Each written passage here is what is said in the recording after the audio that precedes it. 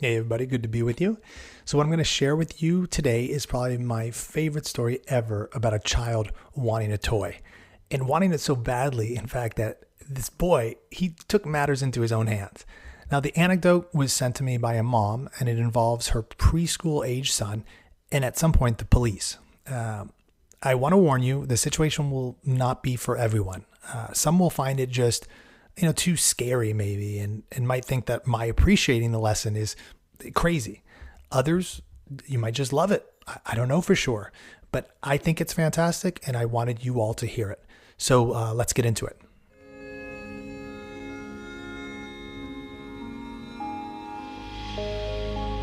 The educator Dr. Maria Montessori once said, "The child developing harmoniously and the adult improving himself at his side make a very exciting and attractive picture."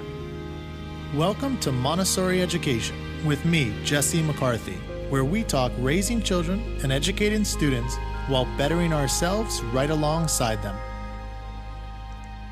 All right, picking up from my quick opening comments, the only real context needed here is that the following is that email I received from the mom I had mentioned. Here we go. Hi, Jesse.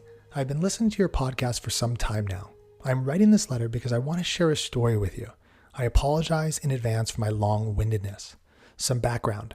As a child, I attended the CASA program at so-and-so Montessori in Toronto. By all accounts, it was a wonderful experience for me. I don't have very many specific memories of those 3 years aside from a few especially formative moments, but I feel as though I've been reaping the rewards through my whole life since. I now have a 5-year-old son who has just entered his 3rd CASA year at the Montessori school of such and such, and as a result, I've been delving deeper into Montessori philosophy. The more I learn, the more I recognize traits in my own personality that could very easily be attributed to my early education. It's quite remarkable, really. In particular, I have recognized that my natural parenting style is decidedly Montessori-esque, which could also partly be attributed to my mother's long time ago studying of the book, How to Talk So Kids Will Listen and Listen So Kids Will Talk, the theory of which, by the way, works amazingly with adults as well as children. And your constant mention of Haim Ginott has also led me to order his book, Between Parent and Child. The story I wanted to tell you is about my son. The following happened a month shy of his 4th birthday. It was Saturday morning, and my husband and I were awoken by a phone call at 7 a.m.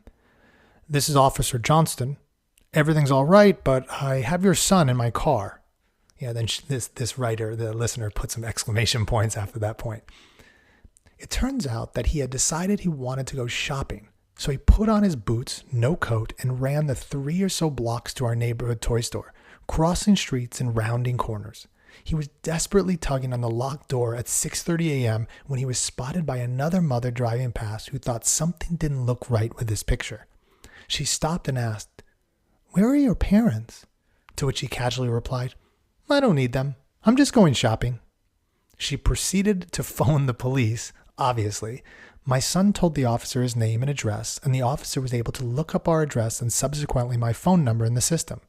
I'm certain that if that mother hadn't come along when she did, our son would simply have walked home or ran since it was February and he wasn't wearing a coat. The point of this story is that while we are scared witless at the idea that something horrible could have happened to him, we also can't help being somewhat proud. At 3, almost 4 years old, to successfully navigate his way there with the unwavering confidence that he could do it on his own is astounding to me. The officer told us that our son never faltered in his claim of, "I'm fine. I don't need them. I'm just going shopping." Sure, I'd rather hoped he wouldn't be brought home by the police for a few more years yet, and we installed child locks on our doors pretty soon thereafter. But is this not what we strive for as Montessori parents? To raise independent, confident, and capable children who grow up to be independent, confident, and capable adults? It says there's a little bit more, which maybe I'll get to later. And it says, "All the best, Claire." So this is me now speaking. I'm done with the letter. I'm curious what you guys think of this. Like, please let me know your thoughts, whether in the comments here, email me or whatnot. What I want to highlight is that I think what Claire says at the end is right on. I mean, this is what we strive for as Montessori parents. And really, I'd say as just rational, loving parents. Again, as Claire puts it, we want to help raise independent, confident, and capable children who grow up to be independent, confident, and capable adults. Now, that doesn't mean by 3 or 4 years old, children have reached that stage and should be shopping alone at toy stores. Like, of course not. But it's what is underlying this boy's journey that matters. And that's that unwavering confidence, as Claire puts it. I know some parents might be scared of this whole situation of, what this kind of budding confidence could do at a young age.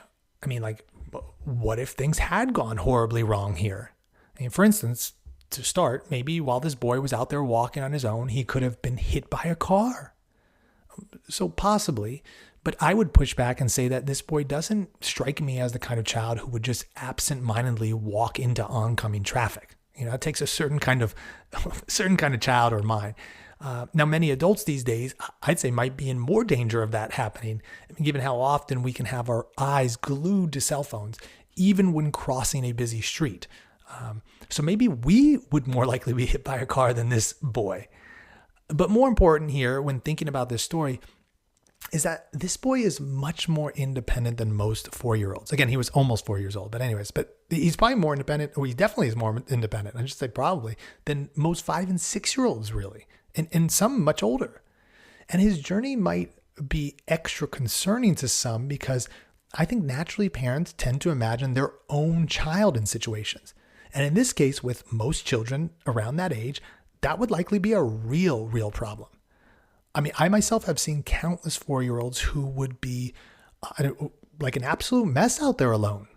Actually, they've become so dependent on adults that it could be dangerous for them to be just a few yards away from one. But those are different children. We're talking about what's possible for children here, not what's average in today's culture. Nobody wants average. We're all striving for something better. And Claire has helped develop that better, seemingly through her, what she calls Montessori-esque parenting. But I imagine there's another real fear about this story, that maybe this boy could have been kidnapped, by some monster of a person out there. It's a fear. It's a real, parent fear. But statistics on that kind of thing say otherwise about, what real possibility that is. I mean, kidnappings are very, very rare.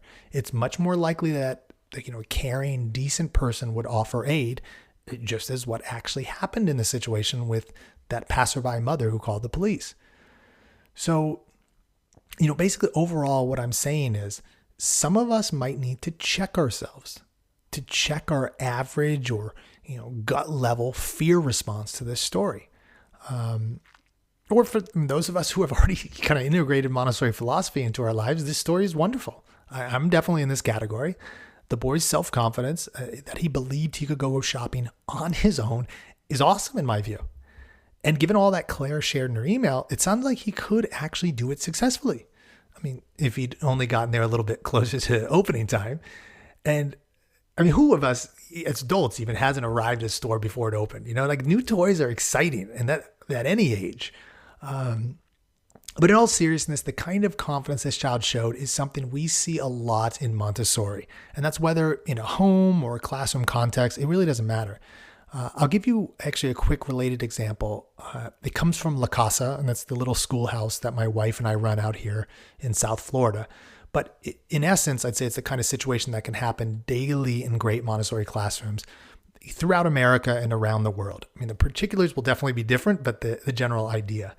So a few days ago here at the schoolhouse, I decided to have one of the children help me with some mowing on a part of, our lawn here. We have an acre in total, but we weren't mowing an acre, but some of it. The child is 5 years old, and I came to find out that she had never helped mow any lawn before. Now, understandably, as kind of many households these days don't really have lawns to even mow, I surely didn't for most of my adult life. I was mowing the playground, and I had her go a ways in front of me with one of these orange Home Depot buckets in hand to pick up any sticks or pine cones she could find, that kind of thing. Now, earlier I had showed her the basic aspects of a mower and explained that we didn't want anything to get stuck in it while mowing. So at first she was a little hesitant with everything. I mean, kind of looking uncertain as she picked up this or that little stick or small palm frond, what have you. But after a few minutes, you could see the change in her. She began to walk with, confidence, with a kind of I can attitude. And what was so great for me and why I'm sharing this little anecdote is what happened after about 15 minutes of our, you kind of call it teamwork. She had gotten ahead of me. I mean, just kicking butt at picking stuff up. She calls me over and says, and this is with that unwavering confidence that Claire talks about. She just says, "You can mow here now." Then she turns right around and heads off to another area to start picking up more debris and so forth. So do you see that? This young girl was giving me orders. "You can mow here now." And that one simple line and like the confidence with which it was said, that is an example of what we're after with Montessori. And again, in or out of school, we are aiming to aid children in their development of a healthy sense of self and including earned confidence. That wonderful feeling in life of, I got this. Now, it can be hard to get back into the mind of a child, but I mean, imagine the feeling this young girl had, knowing that she can even help or guide her teacher at times.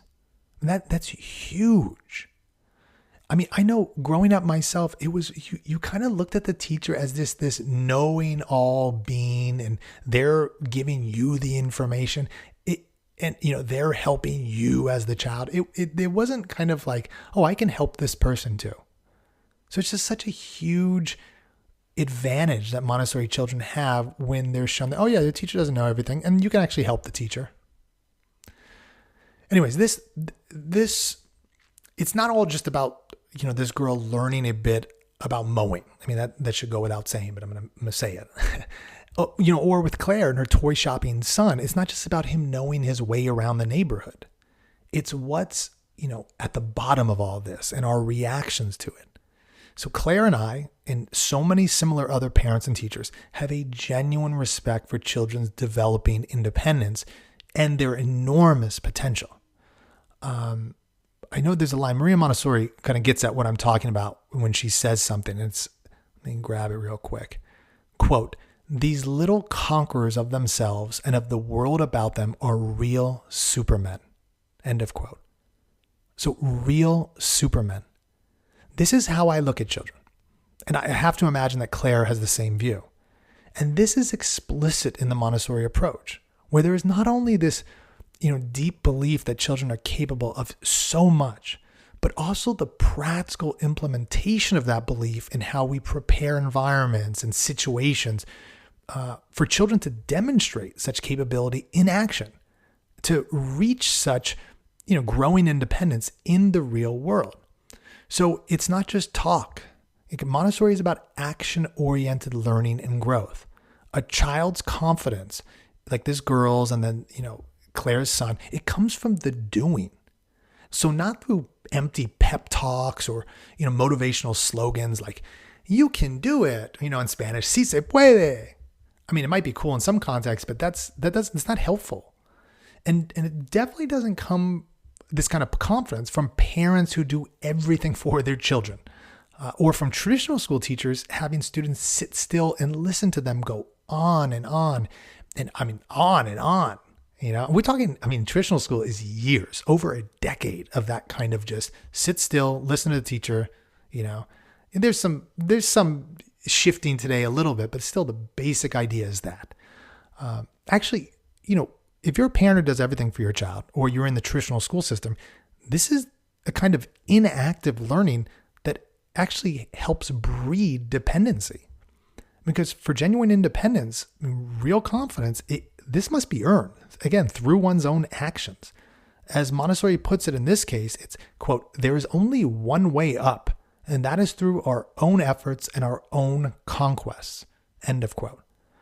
Children must increasingly be offered the reins of their own developing lives to, be able to take things into their own little hands. And I mean that literally, with materials in the classroom at times, or what you're doing at home with, whatever your child aids you in doing as an adult, and also figuratively. Like, we need to be giving them more and more responsibility, more and more things that they can do on their own. We don't want passengers, we want drivers. And of course, with us as guides on the side, children are children after all. They're not full-grown adults. And I don't want to, sometimes I can kind of float off and get really pumped up about this stuff. So I don't want to exaggerate the meaning of this one Montessori Toy Story or, of my mowing anecdote. Because to truly defend what I'm saying about the development of confidence in children, how it happens and so forth, and really about the development of oneself in Montessori, which is what Montessori is all about, I need a lot more time here, right? And if you're interested in that, head over to MontessoriEducation.com. That's where I put everything, and we delve into nearly every aspect of the Montessori method of education and parenting. So it's all there. But for this brief podcast episode, I do think Claire's letter and the mowing story get at the foundation of Montessori. Again, aiding children in their self-development. And that is including in very large part in gaining confidence in their own abilities as increasingly capable human beings. Okay. Hopefully I didn't go off too much there. Incidentally, if you have a great story of your own and want to share, please do. Comment wherever this is posted, or again, you can always email me. My email is Jesse, Jesse at MontessoriEducation.com. I do get a lot of emails these days, so it could take a while to get back, but I'm just share, what you got. And, what you share doesn't have to be a success story. It can be a mess up of yours, just include a lesson. Don't just tell me all the kind of horrible stuff you did. So I have no prejudice in that way, good, bad, whatever. Not every day is a win. I mean, you all know if you've been following this podcast, I've told you a fair share of my own mess ups over the years. And as Maria Montessori once said, and I love this line of hers, progress is not linear. Definitely true in my life. Now, before I head out, I do want to tell you something brand new about the show, completely brand new. And we're talking after, I think it's over 4 years now. It's crazy. But anyways, at the closing of Claire's letter, which I didn't read to you up front, she said, "Thank you for your podcast. I've listened to every episode and have recommended it to so many people." So I really appreciate this kind of feedback and, everyone out there sharing the show with others. Actually, for those of you who have done this over the years, you've made it possible for this podcast to reach thousands of people's ears. Actually, it's hundreds of thousands at this point. It's it's gotten popular, this podcast, which is awesome. In our niche, right? It's not like a Joe Rogan type podcast in terms of listeners, but it's popular. It's cool. And again, beyond the feedback and sharing efforts that some of you have done out there, which is wonderful, every now and again, listeners will write in to me asking if there's any way they can aid with the podcast. And this is money-wise. Usually I'm just like, keep doing your thing. I'm not trying to, grab money from people over email. It's like, hey, it's good to have the conversation, just chatting.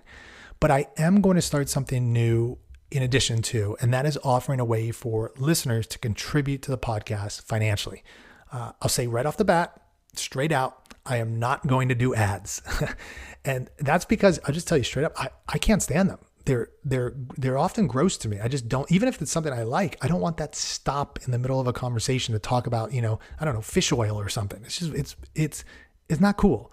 That's also why on MontessoriEducation.com, even though could make so much money off of ads, you never see pop-ups. You don't see random, like, buy this on Amazon, whatever it is. I don't like ads. So I don't do it. I don't like ads personally. When I'm searching other stuff, so I don't do it on my stuff. Anyways, that's a side note. I just kind of went off there. My apologies. But anyways, instead, I'm going to add a simple way for you to support the show financially if you like. Moving forward, there will be a link in the show notes of every episode at MontessoriEducation.com where you can contribute. There you can give a one-time contribution. And by next episode, I am hoping to figure out how to easily set up ongoing contributions for those who want to do so monthly and, not hassle afterward.